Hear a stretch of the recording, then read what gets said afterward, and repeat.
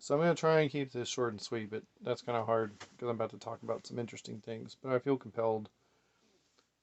So it's very interesting what's been going on. I could put this into a long post of writing, but it's easier to just talk about it.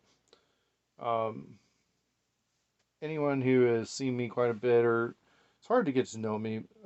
It's kind of strange too, but Facebook is a place where I often express myself because I'm a writer, and sometimes it's just easier and faster for me to push stuff out through my writing and through different mediums like that, with images and whatnot. So, this is unfamiliar territory talking as much to a camera, so give it a try. Uh, for me, I would have never guessed I would be working at a mortgage company, a wholesale mortgage company like I am right now. And I've been getting trained for over 30 days now. Basically, I'm working for the financial industry, which is in many ways antithetical to some of my root philosophies that are very important to me. Very spiritual. Um, Over the last couple of years, I've basically come out very boldly about my clairvoyance and spiritual gifts and whatnot. They're a part of my daily existence for a long time. I always kind of kept those underneath the radar, both because I was in the military and also just because people think you're freaking crazy if trying to keep this PG with my language, but keep you, if you talk about certain things, your dreams, precognition, all sorts of stuff, people get really kind of freaked out. So, been very honest about that stuff over the last couple of years, which has always played an enormous factor in my life since I was a kid. So, the fact that I was going to go and start working in a job where it was nothing but loans and finances and talking about HELOC, home equity lines of credit, all sorts of stuff, kind of blew my mind. But I felt very pushed to do it by the other side. I feel like my spiritualities are pushing me hard, saying this is the right decision, this is the way to go. And I've been having such eye-opening epiphanies in the process. And one of these occurred just a couple of days ago when I had my second COVID shot. I was I had some really intense fever. It only lasted about 12 hours, being sick, if you will, but it was enough to where it really kind of laid me up for about 10 solid hours, and I just kind of slept it off, kind of like a bender. So when I had the fever, early in the morning, I had a couple instances where I went out of body, which is highly unusual for me. I do some things which I won't go into in great detail here, but um, I guess you call it projecting my consciousness, but it's not like going outside of your body, experiencing the part of you that right now I'm looking at this phone. I can see an image of myself. This is not me. This is my body. There's a part of me. I close my eyes. It's still there. My voice is moving. I can hear my voice speaking. It's a part of me that's you know right in the center of me all the time. My soul. And so suddenly I felt there's a very vividly outside my body. And the best way to say it is I kind of felt like a small little bean, like a little sphere, like that big or so. But where I was, I could perceive everything 360. I could see, couldn't see, I could perceive and see it like absolutely with like almost infinite clarity. Every little millimeter of the surface around me, 360 degrees. And while I was doing that, I was perfectly where I was, but I also, everywhere I perceived, I could see it, and I could also see where I was. If this was me in the little sphere, it was like where I could see up on the ceiling, I could look back and see myself back right here. So it was like it's a really strange form of perception. It's not like we would perceive in the 3D world. You're no longer in a matter universe. You're in a different reality, and you're perceiving in a very different way. You don't have a body. You're this little ball of energy. So it's very interesting.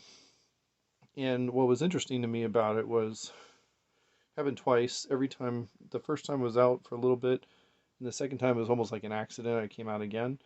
And I don't know if it's the fever or whatever it was, but it was every time I went back in, my whole body jerked, and it was very very interesting.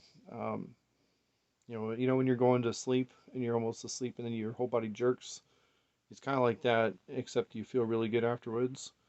You're like, whew, you know, what was that? Well, in this case, when I jerked, or before I jerked when I went back in, when I went out, I just felt like I popped out.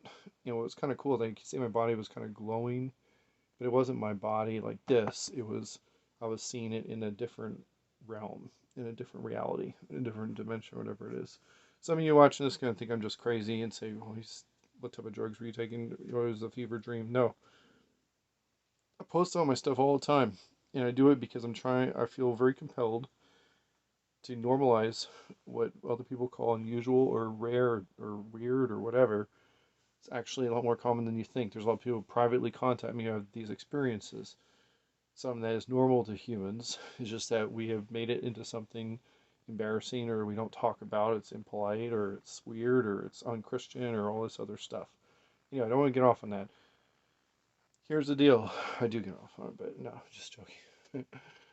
When I was that little ball of energy, I heard a voice. And the voice, I'm not sure who the voice was. It had a good voice. It was what I kind of like. It's like I don't know, like the creator, um, friendly higher being, said, "You are an REO." He said, "If you understand what you are, you, not meaning me, but like this thing here, is an REO. You are with an REO." And I laughed so hard when I thought about it after I was back in my body, because that's all I've been learning about in the mortgage world is about things like REOs. What is an REO? REO is real estate owned. It's a property. It's usually not your primary property. It's a property that you own. It's real estate owned, and it's called an REO. And some mortgage in our industry in wholesale, we're usually talking about it's a person will have their house and then they'll own like a summer home or somewhere where they'll go live in Florida for 6 months, and that's your REO. It's real estate owned, because usually they're selling their REO or they're trying to do something with their REO so they can do something with their primary residence. So I'm not going to go into a deep mortgage bender, but it was so cool that the universe, the creator, used REO as a way to kind of help me understand something. Because the minute they said if you understand your relationship with this body as it's an REO, it's real estate owned. It's not your permanent residence. It's a place where you stay, where you take care of it, where um, it matters. But you know what? Your home, your primary residence, who you are, is not your real estate owned. We are not our REO. We are, man, if I was more clever at this moment, I would make a joke about REM or something, but you're not your REO. You are who you are. And who we are, and I saw myself for a second, it was just a little ball of energy, this little cool little kind of ball of, it was like light, but it was solid, and it was not solid. It was hard to explain. Like I said, it was a very cool experience. I could see 360, so I could see everything all at once. And wherever I could see what I looked like from that perspective, looking back at where I was. So it was like I was up there where I could see and looking back at myself, and I was looking at the whole room. So I kind of understood when they have a near-death experience, they're up in the corner of the room because they're wherever their self is, they're looking up, and wherever you're looking at, you can project back and see what you are. It's really hard to kind of explain it. You can be where you're looking at and looking back at who you are, and then you see your body. You're like, oh, that's not me. That looks strange. So it's kind of like that. It was kind of cool. It was just for a couple seconds. But the whole point is not talking about the out of body or whatever, because a lot of people get caught up in that stuff, and that stuff is honestly not even the important thing. Um, I'll finish off with saying, the whole real estate owned thing really meant a lot to me. I felt compelled to share about it right now. I said better way to do it would be with a video. Kind of, I talk about this eclectic stuff. People get all kind of, what the hell is he talking about? The last thing I'll say is I shared this cool dream I had about a shaggy dog, and essentially, I don't want to go into it. You can go read in my posts. Just look up Shaggy Dog. It's a couple posts back, but the best way to describe the meaning of your life is playing with. If you understand what the meaning, it's going outside and playing with a dog, and just playing with a dog and having fun, because your life is your life and your relationship with everybody else is like going outside, and like if you're playing with your kid or with the toddler or with your dog, you can say there's no purpose to it, but actually it's very beautiful and it's exhilarating and it's wonderful, and you never want the sun to you want the sun to stay right there on the horizon and keep playing with that dog, which or keep playing with your kid and seeing them laugh, or seeing the dog wag his tail and run around and chasing them, seeing them run, drink some water. That is like actually what life is all about. It's not about, people say all this stuff about and make it really serious, but in the end, it's about being kind. It's being about being present, realizing that you're not this thing here is real estate owned. Not gonna take it with you, you know. When it's time to leave, you're gonna be this awesome little ball of energy, and you're gonna go zooming around somewhere else, and that'll be it.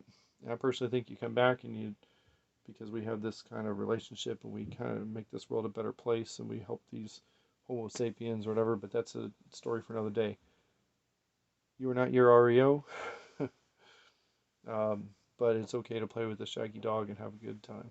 Okay? You guys take care. I'll be seeing you.